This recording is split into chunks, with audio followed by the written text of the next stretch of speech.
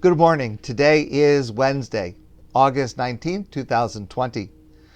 Yesterday we discussed the mitzvah of Egla Arufa, very strange mitzvah, and I discussed one approach. I mentioned another that I had shared with you some time ago, inspired by Rabbi David Stav, as well as an essay by Alex Ozar. And I'd like to share it today because when I reviewed it, it is particularly relevant to what is going on in our society today with very applicable lessons for us today. So again, our parsha, the parsha of Shoftim, deals with the judicial system, honest and credentialed judges, and the existence of capital punishment, though imposed with great hesitation.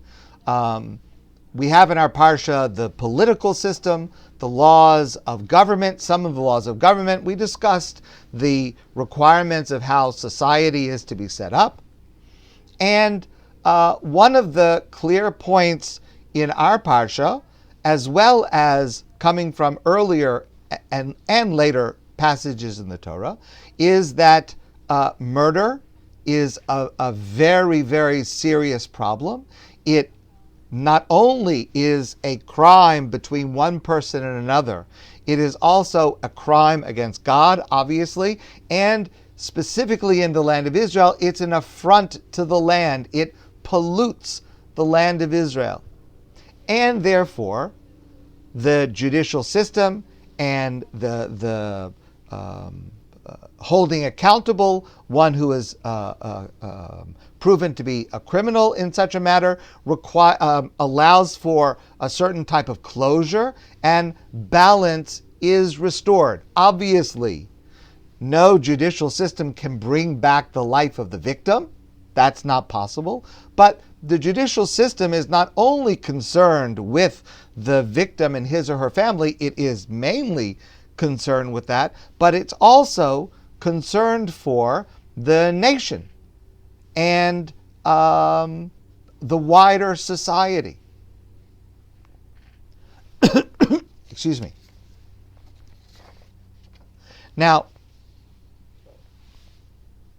modern scholars have shown that the single most important thing we can do to prevent killings is to ensure they do not go unsolved, and that justice is swiftly served. This was noticed centuries ago by Abarbanel, one of our great classic commentators living in the early 1500s. And he writes, "Were justice in the city as strong and precise as it ought to be, no one would dare commit a murder in its environs." And this has become a real problem in our society today. Now, let me share with you some very disturbing statistics from the United States. Obviously, Canada is not in anywhere near this kind of a level, but in terms of a trend within society, this should be worrisome to everybody. So, in the United States, in the years from about 2010 till about 2015, the number of murders per year was in the area of about 15,000 or so, 15 to 16,000. That is after a number of years of a lower murder rate. In 2016, the number rose considerably. But leaving aside the number of murders, let's look at a different statistic. How many cases were cleared? In other words, in how many murder cases was there an arrest made? Now, I'm not even discussing whether there was a prosecution. I don't have the figures for that. But let's just look at cases closed. That is, an arrest was made in a murder case. over the 20-year period from 1996 to 2016, over a 20-year period, that number was 59%. 59% of murder cases were closed, meaning there was an arrest made. That's nationwide in the U.S. In cities, it was much less. For example, in Chicago, the rate was 30%, 25%, even in recent years, 11%. And this is not normal. If we go back a few decades to 1965, in 1965 in the U.S., the national clearance rate was 91%. So there has been, over the last 20, 30 years, a significant decline in arrests made in murder cases. America is becoming a land in which murder is rampant and without consequence, which makes the mitzvah in our parsha very real and very applicable to us.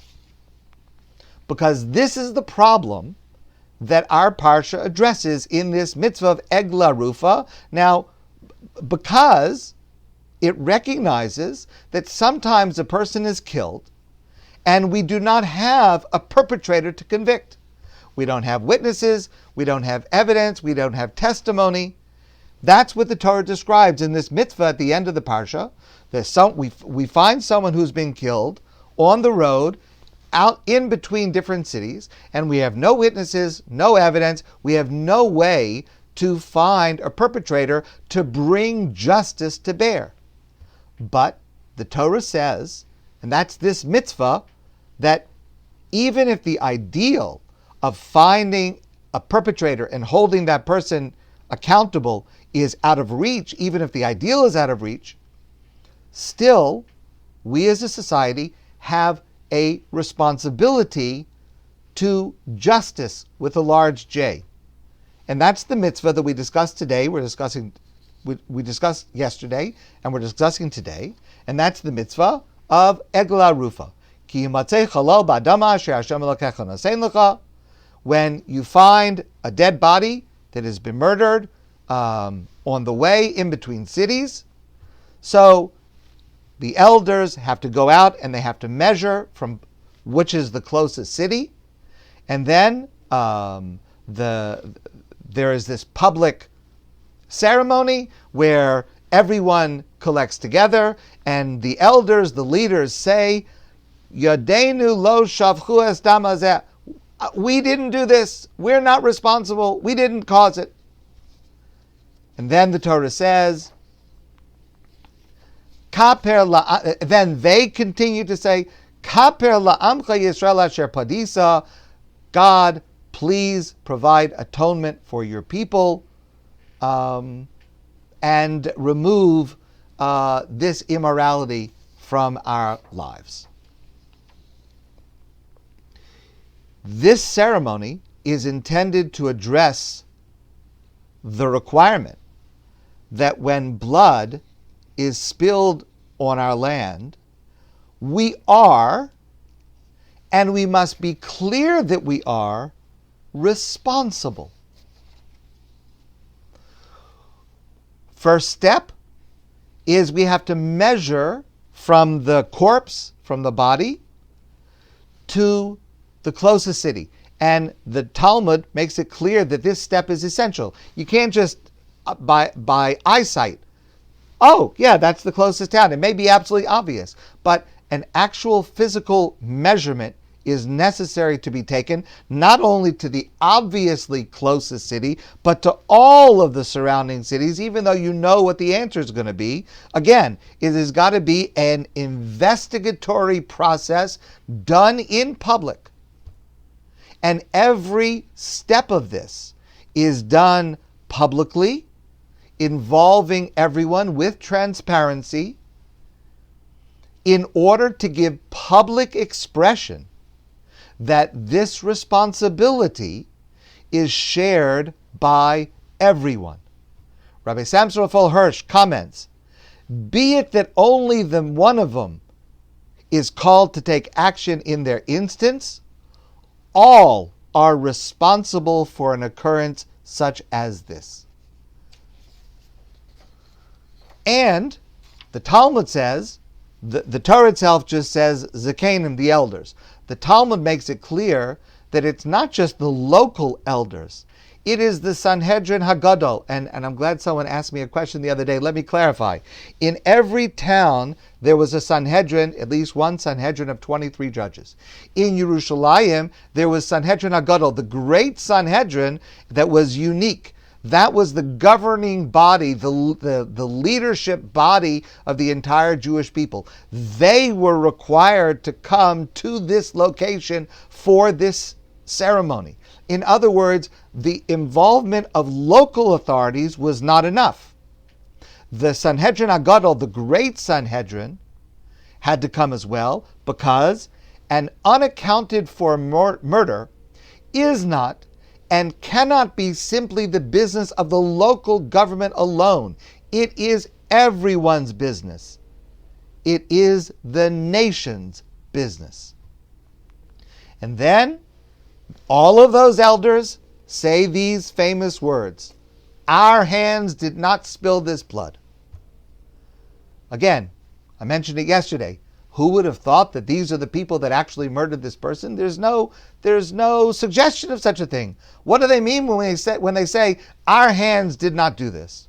So yesterday I quoted one approach of Ibn Ezra. Today I want to share with you a different approach of Ibn Ezra, and he says that their statement, we did not do this, is connected to the next phrase, Kaper na la'amcha, atone for your people. And Ibn Ezra explains what they mean to say is, we did not commit this murder, but we still need atonement because we are in some way responsible. We were negligent, Ibn Ezra says, in not securing dangerous roadways. This murder happened because it occurred on a highway outside of town, and we, the leaders, were negligent in providing sufficient safety at that place. In other words, leaders must take responsibility for more effective police presence, better lighting, fewer places for a potential assailant to hide. And the Talmud Yerushalmi adds, our hands did not spill this blood. What does that mean? We did not let a known murderer go free. We uphold the rule of law. We did not fail to convict or carry out the sentence for someone who did commit a murder. We did not allow any known murderer to go free.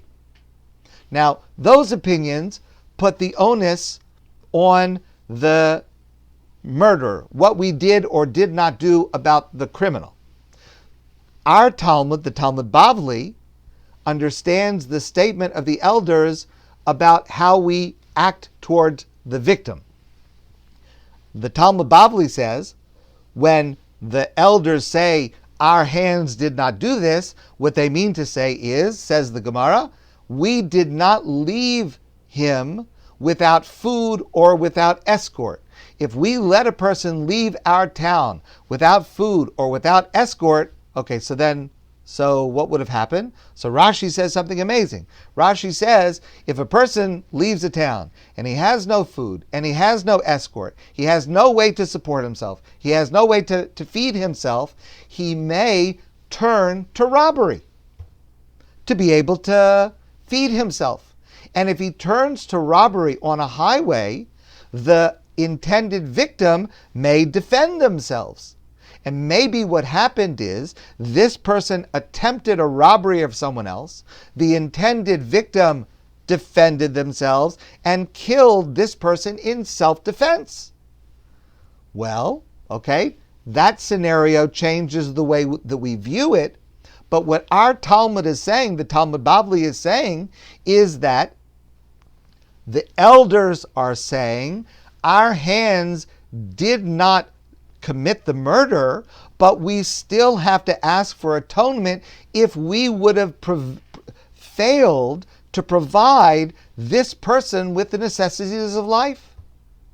Did we force, in quotation marks, because of course everybody has free choice, but did we cause people to turn to crime because we did not provide jobs for everyone, because we did not do enough to eradicate poverty, because we did not do enough to support every vulnerable member of society, and then this person acted and was killed out of self-defense of the intended victim, and therefore, in a sense, again, not in a legal sense, but in a moral and a spiritual sense, it would be the elders who have a share in the responsibility of what happened by not providing the circumstances to prevent such activity.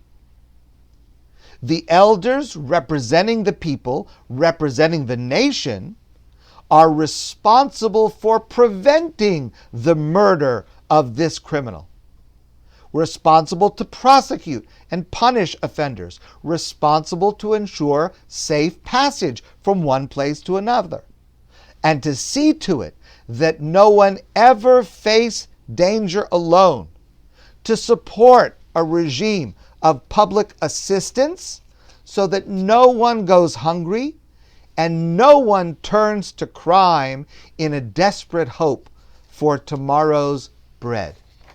In the end, this mitzvah requires unequivocally that we have massive engagement and exactness in the way that God burdens us over the taking of even a single life. That's a quote from Bechor Shor, one of the classic commentators to the Torah.